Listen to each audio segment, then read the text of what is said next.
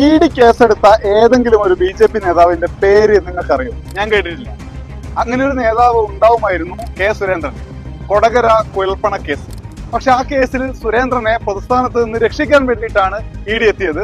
ആ കേസ് അന്വേഷിച്ച ശേഖർ കുമാർ എന്ന ഇ ഡി ഉദ്യോഗസ്ഥൻ, ഇ ഡിയുടെ അസിസ്റ്റന്റ് ഡയറക്ടർ, ഇപ്പോൾ ഒരു കേസിലെ പ്രതിയാണ്. കേരളത്തിലെ ഒരു വ്യാപാരിയോട് 2 കോടി രൂപ കൈക്കൂലിയായി ആവശ്യപ്പെട്ട ആ കേസിലാണ് പ്രതി. കേസ് ഇ ഡി നടപടി സ്വീകരിക്കാതിരിക്കാൻ വേണ്ടി കൈക്കൂലി വാങ്ങി എന്നുള്ളതാണ്. എന്തായാലും ഇ ഡിക്കെതിരെ വലിയ വിമർശനം കേരളത്തിൽ നിന്ന് ഉയർന്നു വരുന്നു.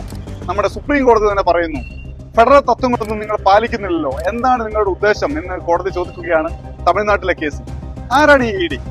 ഇ ഡി കഴിഞ്ഞ 10 വർഷത്തിനിടെ, അതായത് നരേന്ദ്രമോദിയുടെ നേതൃത്വത്തിലുള്ള സർക്കാർ അധികാരം ഏറ്റതിനു ശേഷം ഇങ്ങോട്ട് ഏതാണ്ട് 7403 കേസുകൾ രജിസ്റ്റർ ചെയ്തിട്ടുണ്ട്. വെറും 47 കേസ് മാത്രമാണ് കോടതിയിൽ വിചാരണ നടക്കുന്നത്. ഈ കാലയളവിൽ 193 രാഷ്ട്രീയ നേതാക്കൾക്കെതിരെ, അതും പ്രതിപക്ഷ രാഷ്ട്രീയ നേതാക്കൾക്കെതിരെ കേസ് രജിസ്റ്റർ ചെയ്തിട്ടുണ്ട്. വെറും 2 കേസിൽ മാത്രമാണ് കോടതിയിൽ നടപടി മുന്നോട്ട് പോയത്, അതായത് അവർ പ്രതികളാണ് എന്ന് വിധിക്കപ്പെട്ടത്. ഒരു BJP നേതാവും ഇങ്ങനെ കേസിൽ പെട്ടിട്ടുമില്ല. തമിഴ്നാട്ടിലെ സർക്കാർ ഉദയനിധി സ്റ്റാലിൻ പറഞ്ഞ ഒരു കാര്യമാണ് ഓർമ്മ വരുന്നത്. ഞങ്ങൾക്കൊരു ഇ ഡിയെയും ഞങ്ങൾക്കൊരു മോദിയെയും പേടിയില്ല, ഞങ്ങൾ കോടതിയിൽ പോകും. കോടതി പറഞ്ഞു, ഈ പരിപാടി നടത്തരുത് ഇ ഡി എന്ന്.